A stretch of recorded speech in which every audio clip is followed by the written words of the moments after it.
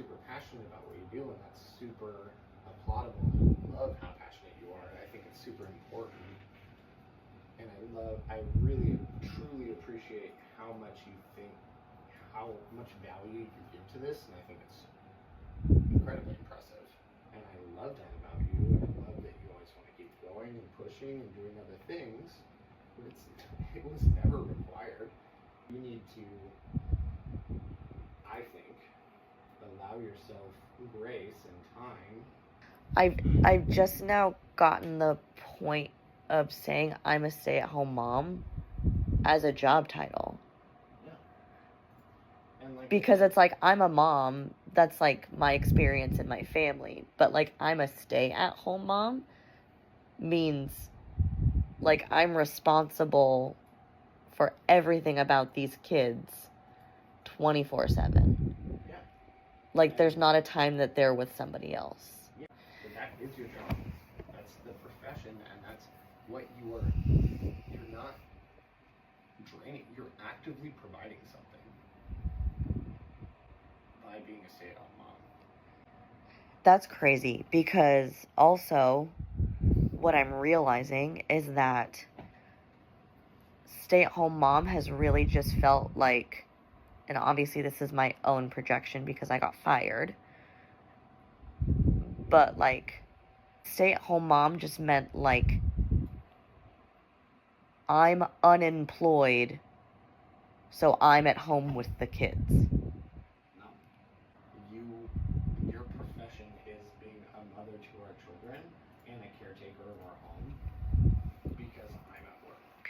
Yeah, like it's, to me it was like mom is like an always title, and then stay at home is like this weird descriptor that you have to add to let people know that you're unemployed and you're at home with your children. So but that's my projection, is that it's not a profession, but it's what I do until I get a job. Agreed together that you not only saved us basically as much as your salary would be, you were also gaining us the emotional stability with our children of being the mom and being at home and not having them raised by daycare. And that was something we felt was important enough, coupled with the cost, to move forward with, even though when we decided it, we were not in the greatest financial situation. It made sense to us, and it was an active choice. So I think that's important. Like, we didn't just default to this. We chose this. And by choosing this, that is acknowledging you being a stay-at-home mom as your job. At least to me it is. Like, this is your job. It's not just what you do by default. This is your literal job. This is so crazy. Literally every morning when I don't have to be, like, get the kids ready for school and get myself ready to work and get everybody at the door into school, like, and do all these things, I get to stay home and do the one thing. I feel like I'm cheating. You know how people think that, like, a C-section is the easy way out? It's fucking not. It's fucking surgery. I know, but people think that. But it's, like, the same, like, kind of weird thing where it's, like, I feel like I perpetuate the stereotype of, like, oh, you're just a stay-at-home mom. Okay, but... No. Fuck. If people are just, like, which in the world... call back. Like, people think, oh, she just stays home. But they think it in a negative way. But in my head, I'm like, I just get to stay home. Because this is what I want to do. But also, like, the way that my personality and, like, I don't / can't work for other people. Yeah. I think everybody's stupid. And, like, so it feels like I'm cheating by getting to, like, hide away at home and do what I want. instead of suffering out there with a job. Does that make sense? It does. Like, not that I'm getting off easy, but being a mom and having a job where I worked for somebody else and was like a nervous wreck like I was at weekend the entire time. Like, it feels like I'm cheating that I now get to stay home and not have to feel like that. But there's concessions. If you had to go to work in the morning, would you handle Nellie by yourself at night and let me sleep through? Yeah, probably not. Yeah. Like, there's concessions. Like, you might have a shittier fucking night and get to have less sleep because I get to nap. just wants you, and you let me, continue to sleep through the night, relatively. Obviously, awake when she's screaming, but Yeah. I'm not having to actively participate most of the time. Would that be the case if you worked? No. So there's a trade-off there. Like, there's concessions that are being made. So, and that is stuff you are putting in basically towards your profession. Are you going to hear your mom said 197,000 times? Yes. Yeah. And are you going to get touched out and crawled all over? Yes. Am I going to get touched out mentally and have to hit 97 people with the idiot stick? Yes. Yeah. We're just doing different things, but we're putting the same effort forth. I know, but I'd rather do this one, and it feels like I'm cheating because... I'd rather do mine. Okay, then. I thought for the longest time growing up I wanted to be a stay-at-home dad, and then I had kids. And that is nothing against our children. Like, I think arguably we have some pretty decent kids. Who are we arguing with? Ourselves? Hey, I would be a great stay-at-home dad. I don't fucking know, dude. And I'm not willing to take the chance to find out. Yeah. I said, why are you treating your side hustle, photography, as a full-time job? And then your full-time job. And your full-time job is your side hustle. That's not what you're doing. You're basically just making yourself have 2 full-time jobs. Correct. So why are you doing that when your photography should only and ever be your side hustle? Because you have already committed to your full-time job being a stay-at-home mom. Wow. Because this... So, not because, but... You forgot your job was a profession? Yes, and... that is, like, the actual root of what I was trying to explain to you when I said I feel like I live all of my time in my online world than I do at home. Because I was putting the pressure on myself to be there for photography. But that's what I would do if I was a full-time photographer, which I am not. Correct. I'm neither a part-time photographer. You were I am a 10%er this photographer. Means no offense to you as a photographer. You're a hobbyist photographer. Yeah. Like, you're a when you want to, when it's convenient. And you don't ever need to do more than that. Yeah, and I guess when you say hobbyist, it made me feel beginner. But that's not necessarily a direct correlation. It's your hobby. My hobby is keyboards. Am I a beginner in keyboards? Fuck. Dude.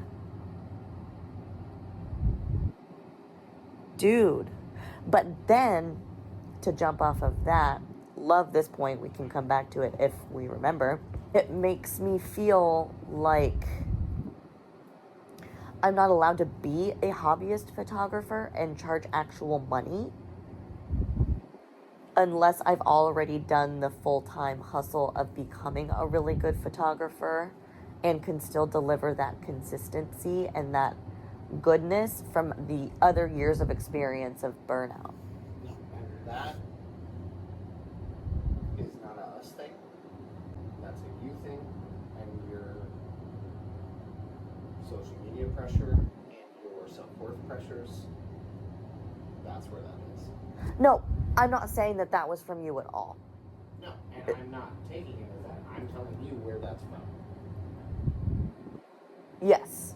Yeah, that is social media telling you, and all your stories of photographers putting in the fucking work, telling you this is the path and this is what photographers do, and it is your own lack of positive self-worth telling you that there's no fucking way you can charge money because you didn't fucking grind.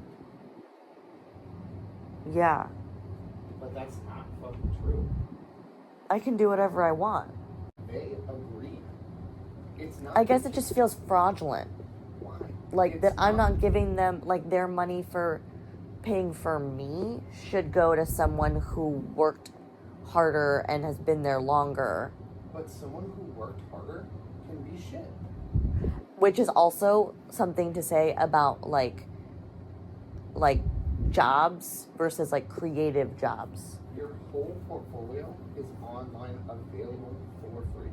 If someone hires you, it is their onus to get exactly what they expect because they have full access to your entire career as a photographer. And they can choose not to book me. Exactly. Oh my God. By choice. So there is zero onus to you to be at a level or have a certain reputation. You are the exact photographer you are, and they book you by choice. 100%. They could easily book someone else. They could easily not take photos at all. This is literally crazy to me right now. The whole focus has been to be booked and make money and be a full-time photographer, but I don't want to do that. That sounds too hard. Dude, I think my heels finally, like, they finally got those calluses off. Are you fucking saying me right now? The calluses on my heels. The girls actually got them off. Oh. Like, the last couple pedicures I've gotten, they haven't, like, done a good job of that. And that's, like, what I want the pedicure for mostly. Congratulations. Thanks. I don't know anything about pedicures, nor that the calluses were an issue.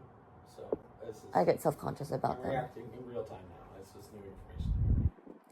I get insecure about my calluses. Why? Makes me feel like I have... Just means you're a boss-ass bitch. Makes me feel like I have man feet. Means you have strong feet. That's not what calluses mean. Yes it does. Not on your feet. Why? Well, specifically the calluses you get are mostly from having dry feet. Okay, but my feet don't hurt, nor are they bleeding. I can walk barefoot on basically anything. Strong. Do I not understand what calluses are? Your perspective all fucked up about all kinds of shit. You should just come to me for everything. But Connor, the problem is that I don't know that things are a problem until you tell me that my brain is not correct. Well, that's not good. Just come to me for everything. I got you. But I don't know what to come to you for. Everything. I just said. Oh, sure. Start now. Okay. It's always the motherhood. Wow. Motherhood and being a stay-at-home mom being your primary focus and job and value. And it is value. Like, we've talked about it a bunch before, but, like, we'll reiterate and remind, you saving us money is valuable. Yeah. We are not paying several $1,000s a month by you being home. We are not paying more than I make by you not being home. So you make more than I do.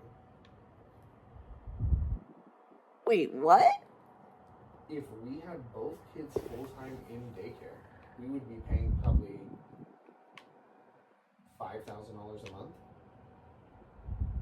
I don't make that. That's like a severe overstatement. It's not. $5,000. It's not $2,000 per kid. $2,500 per kid. Isn't it? No. What's it now? Not a genius. I think it's like 17 for one kid. Okay, 3,400. I barely make over that. I make 19 every 2 weeks. That's 3,800.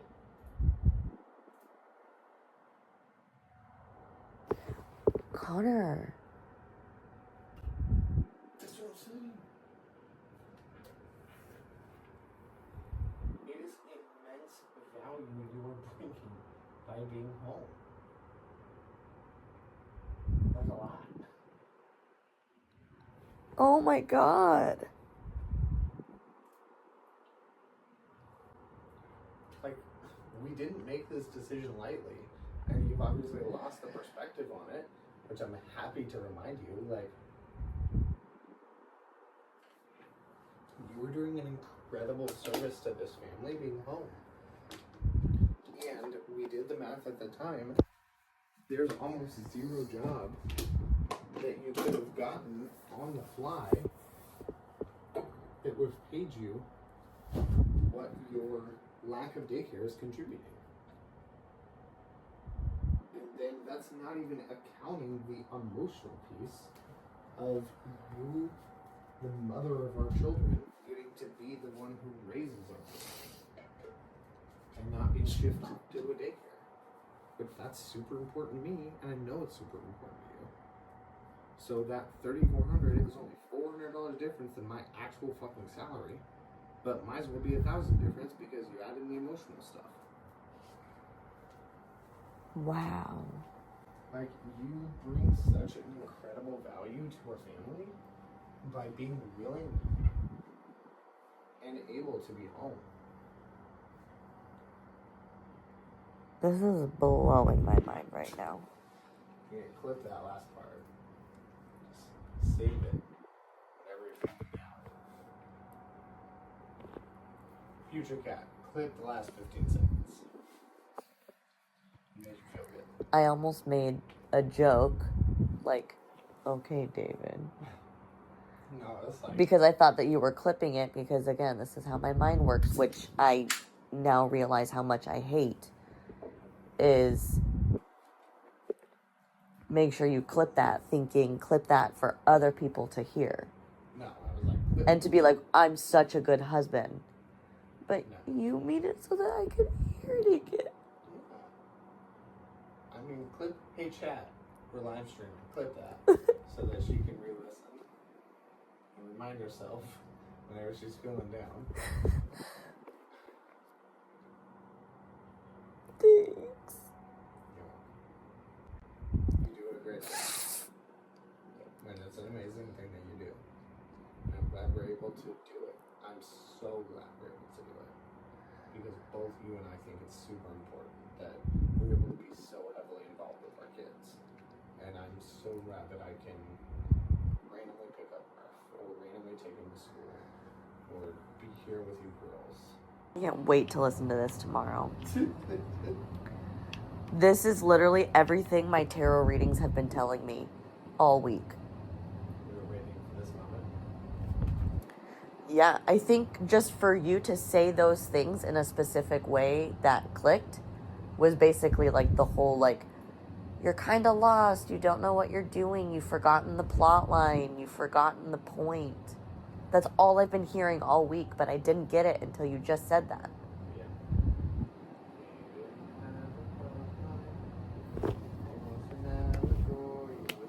It wasn't purgatory, it was a made-up story. I did text Emma and remind them that they need to watch Lost.